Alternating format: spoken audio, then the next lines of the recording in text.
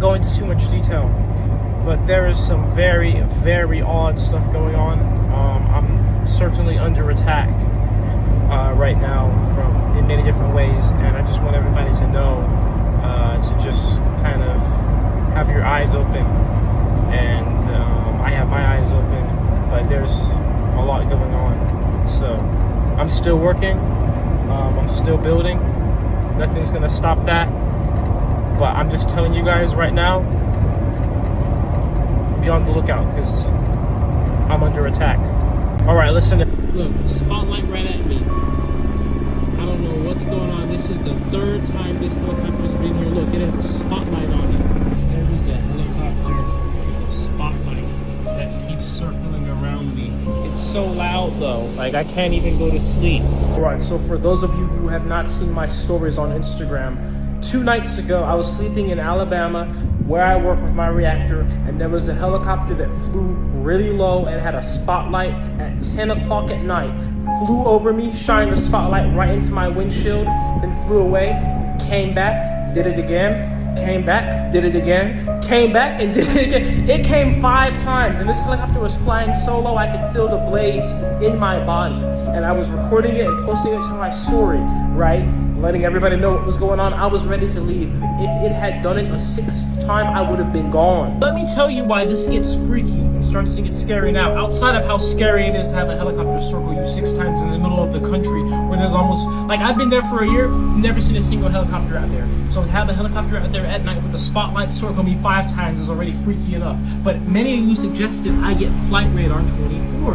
I'm a gold member. I got it. I listened, okay? Because you can go back in time. You can select categories to figure out what type of plane you're looking for, right? Like if I wanted to do just helicopter, I could do all the filters. But then I can go back in time too to see. I can go directly back to the date and the time at which this happened. So right now I have it filtered for helicopters, and right now as I'm filming this, these are every single helicopter that's flying in the world right now, everywhere. This app is pretty cool. And I gotta say, if you guys are watching Flight Radar, you can sponsor me because I actually really like this. I can't show you guys my screen because you'll know my location if I do that. But here's the scary part. I went back in time. I went hours before the helicopter ever showed up and just sat there looking at the screen. And guess what, guys?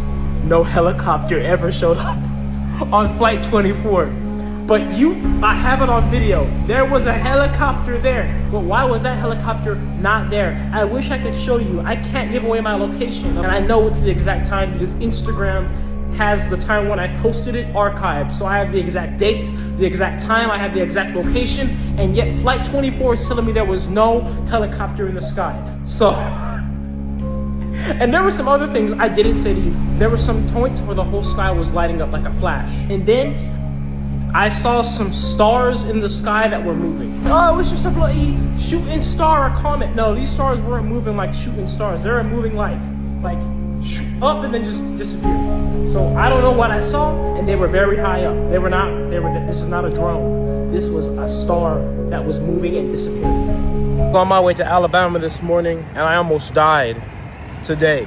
If I hadn't pulled over, I literally probably would be dead right now. Because look,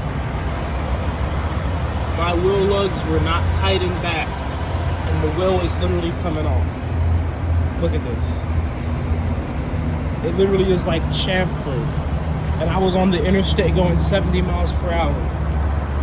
I don't know if this was sabotage or if this was an accident, but if I hadn't pulled over when I did, because it was getting so loud, I probably would have rolled over. Who knows what would have happened. I don't know if the other side is coming off, but this side, the driver's side, literally, wow, it's crazy.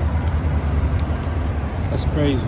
And now that I made it to the gas station, I just pulled up from back there, and my car would barely drive up to this parking slot.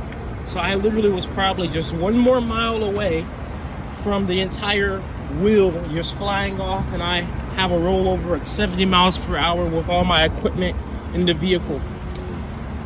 And so when I was pulling into the gas station off the interstate exit, my steering wheel was shaking, the entire vehicle was shaking. It sounded horrible. It sounded like Thomas the Train, like a choo-choo train, the sound. And I thought it was my wheel bearings again, because that's what I went to put it into the shop for. I did not think it was this. So now my the tire thing, I don't even know what they're called right now, but you know, the things are letting that spin onto, they're probably stripped completely. And it's like, oh my goodness. I just got the bearings replaced on both the front wheels, and now that. And then, of course, got to get it towed. But you know what? I'm just grateful that I'm still here, because I was literally probably a mile from death or extreme injury from all of this. That's crazy. So I was on my way to Alabama this morning. Let's turn some plastic into fuel. Look at that. So this is plastic crude oil. And as you can see, we have quite a bit of this plastic crude oil. We need to refine it and clean it up. So let's do that.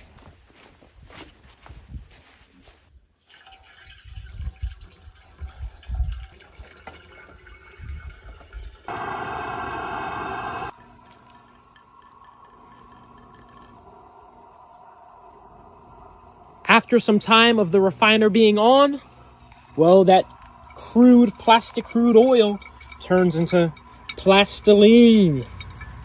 Now this is gas station material here, made from plastic waste. That's plastiline right there. Let's turn some plastic